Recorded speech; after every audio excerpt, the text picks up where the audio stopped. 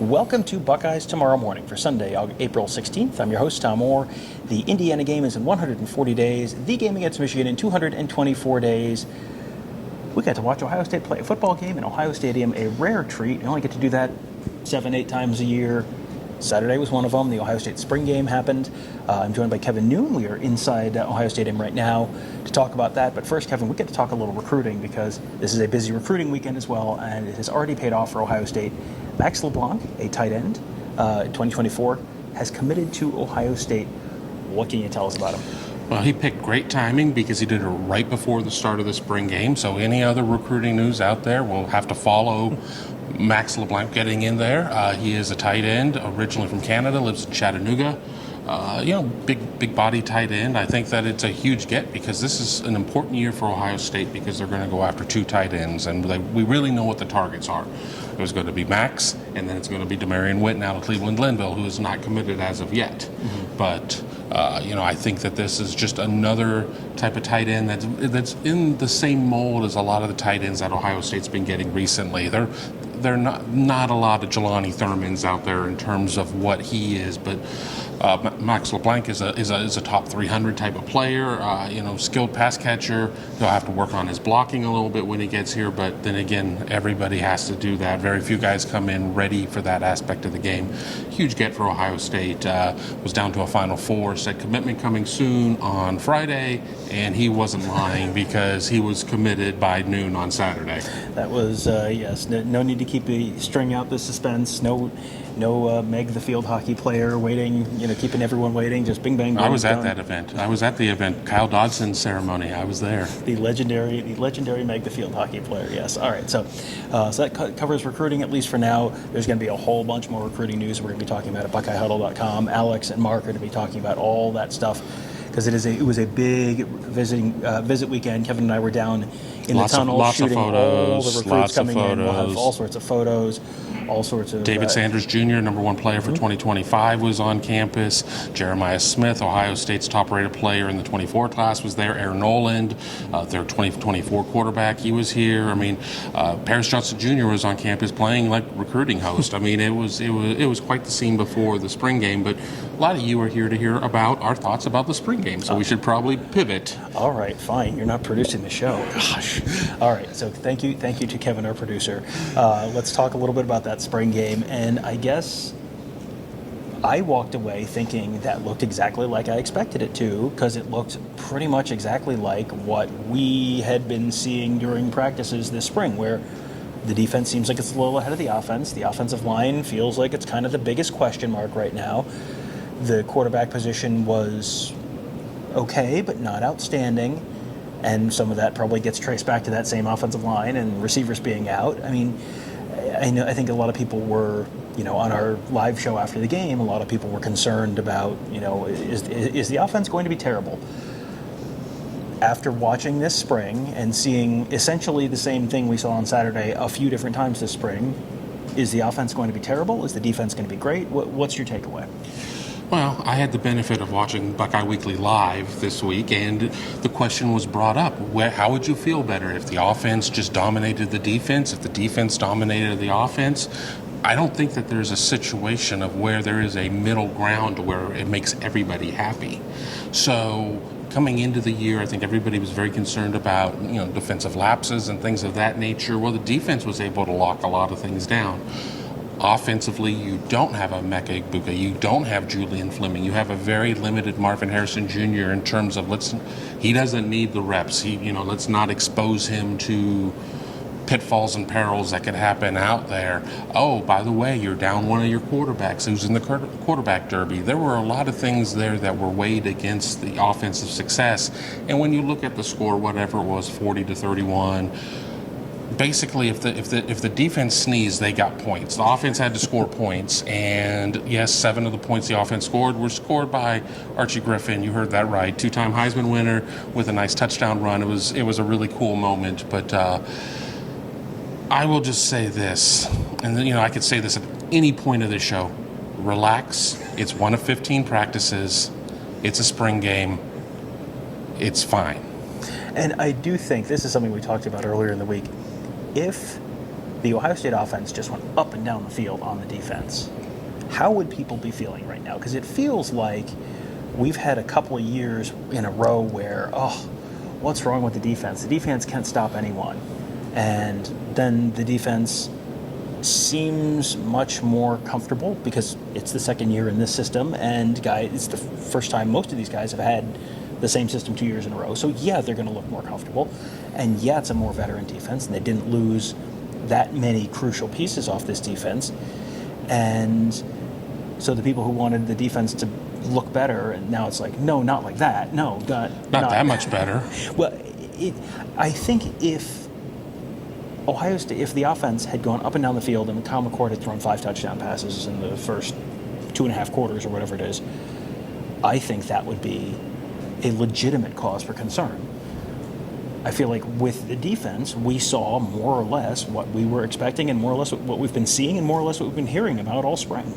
Well, at risk of getting demonetized, if it would have been the offense running all over the defense, I believe David Burns said it the right way. Same as it ever was. Same as it ever was. And I was very concerned what you were going to say that was going to get us demonetized. That was fine. Okay. That was fine. It was more about getting a copyright strike. Okay. But, all joking aside, I mean, there were a lot of young guys that had not really had an opportunity who flashed. I mean, guys like Kenyatta Jackson looked really good. The defensive line looked very solid. And, of course, you have to remember Ohio State is still trying to piece together an offensive line. I mean, by this time in a week or in 2 weeks, is Ohio State welcoming in 1 or 2 new offensive linemen to join Vic Cutler? How do things shape up there? But the defensive line really stepped up. I felt that the defensive backfield looked really good. We did not see the safeties have to do a ton of things out there because of just how everything worked out.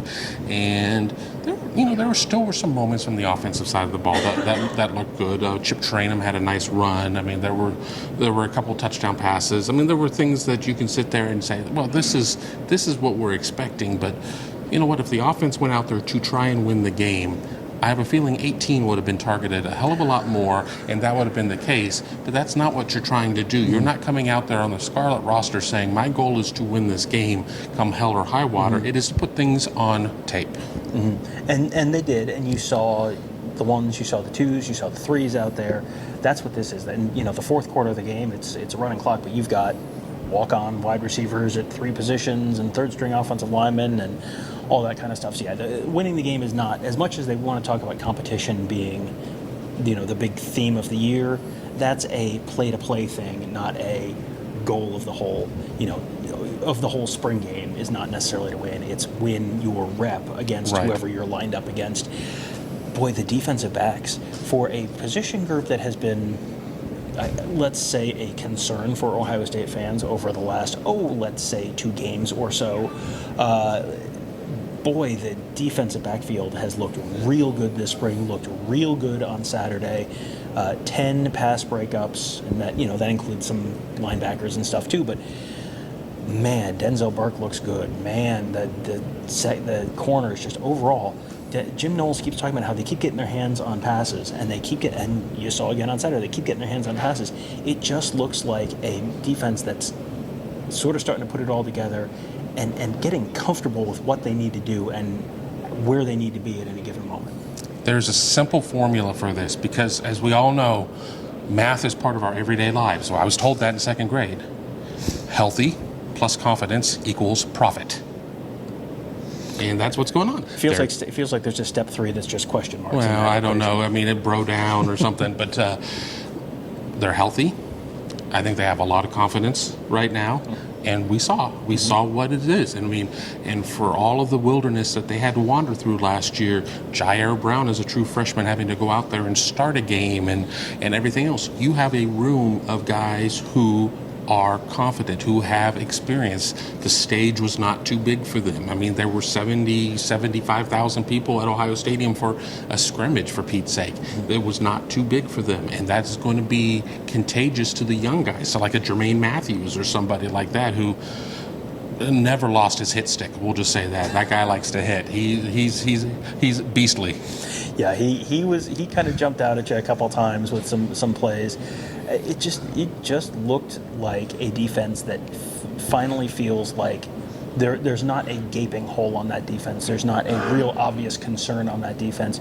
You've got safeties who, I mean, as you said, really weren't tested, but they were fine. They didn't have enormous busts in the secondary that we saw. The corners look good. The linebackers, even without the two starters, look good. Cody Simon, C.J. Hicks both look good. Gabe Powers flashed at times. The defensive line looked good. Even they were a little thin up front, but that you saw a little bit of Caden Curry. You saw a little bit of Kenyatta Jackson.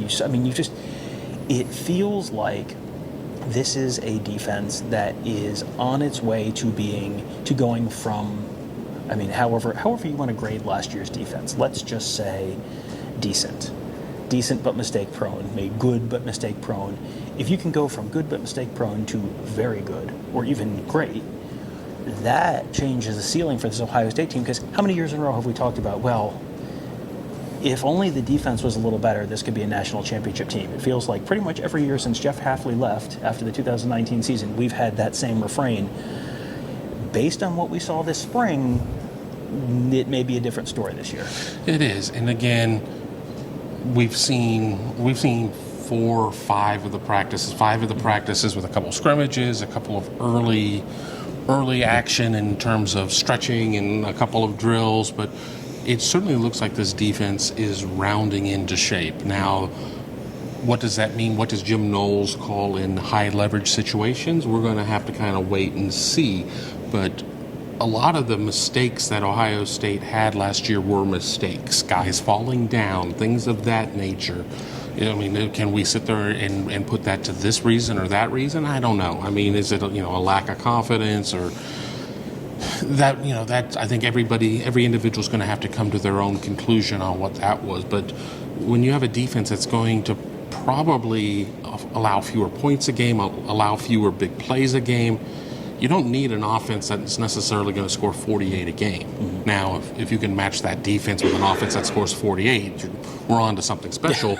But let's say an offense that scores 48 is a touchdown worse this year and scoring 41, but is 5 points a game better in terms of points allowed. And we know that the numbers can always get cooked. What you do against Rutgers is not the same as what you do against Michigan.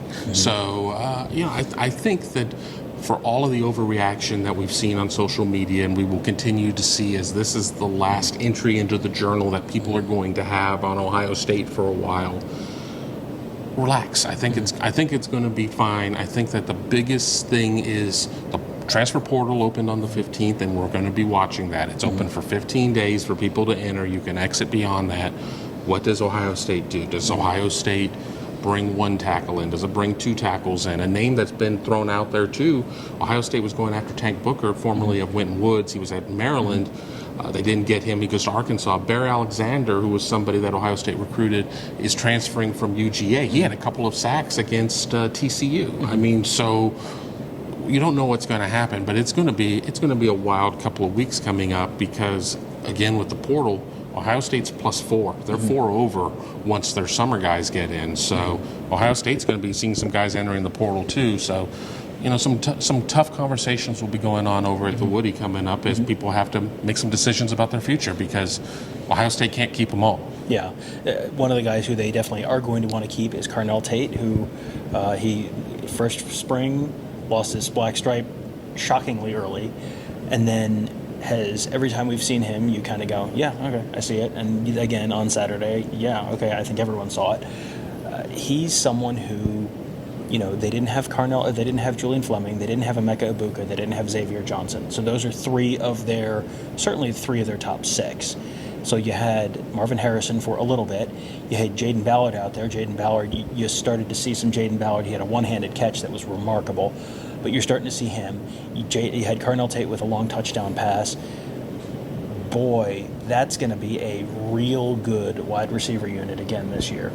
And Brandon Ennis was in the building. Unfortunately for him, he's not enrolled yet, so he was not able to go for spring practice. But you look there, you look at Noah Rogers, you look at Bryson Rogers. So you go to the recruiting class of 2022. Those guys are going to have to step up. And we did see some stuff with Caleb Brown out there, and what's going to happen from those guys. But Ohio State certainly is in a position to have a lot of weapons, and I think that if Kyle McCord had some more of those weapons out there were times of where, from sitting up in the press box, his guys weren't able to necessarily get a lot of separation, whether or not it was that the guys just weren't able to run crisp routes, or if it was a case that the defense just was jumping all over them.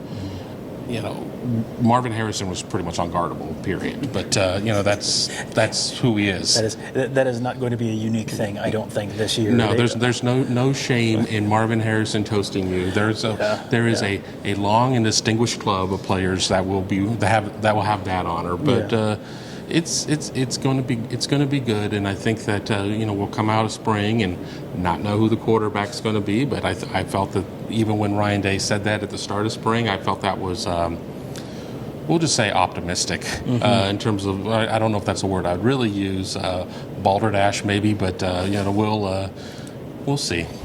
Balderdash or poppycock? Well, we'll talk about that next time. There's plenty more to talk about with the spring game. What's going to happen next with Ohio State? You mentioned the transfer portal. I'm guessing that's going to be a fairly active storyline for the next couple weeks, as they have more or less openly said, we wouldn't say no to another tackle. I think that's probably going to be somewhere where you're going to see one, and you could see two, but at least one potential tackle added to this class. And boy, would that change what the ceiling for the offense might look like, because the offensive line seems like that was at least a good chunk of some of the issues you saw on Saturday. So we will have much more to talk about on the transfer front. We're going to have a lot to talk about on the recruiting front, as we mentioned off the top of the show. One commit already in this weekend. More potentially coming in the next few days. Lots of very highly touted visitors on campus. We're going to be talking about all that good stuff at BuckeyeHuddle.com. Mark and Alex covering recruiting stuff. We're going to have lots of insightful X's and O's content from Ross and Devin and Justin and Mick. Lots of really interesting content from all those guys, breaking down what they saw, what they learned, what it means, all that stuff. And then I'm sure we'll have some kind of a post-spring wrap-up with Ryan Day in the next few days, and get a chance to kind of pick his brain a little bit about what he's seen after getting a chance to sit down and watch all the film, and where they think they are now heading into the summer, and what should be a very interesting summer as they head into the 2023 season. So that's going to do it for today. Thank you guys all for joining us. It was a very fun week. Got to see met a lot of nice folks out at the game who enjoy various shows, Buckeye Huddle members, all that kind of stuff. Really always enjoy getting to see you guys and talk to you for at least a few minutes as I'm running from one end of the field or to the other, or whatever it is. But always nice to see you guys, and always nice to get a chance to chat with you guys on the huddle board at BuckeyeHuddle.com, which is for our members. Lots of great conversations, lots of stuff to talk about there this week. So you're going to want to be there at BuckeyeHuddle.com. So that will do it for today. Thank you guys all for joining us. Have a great day. We'll talk to you tomorrow.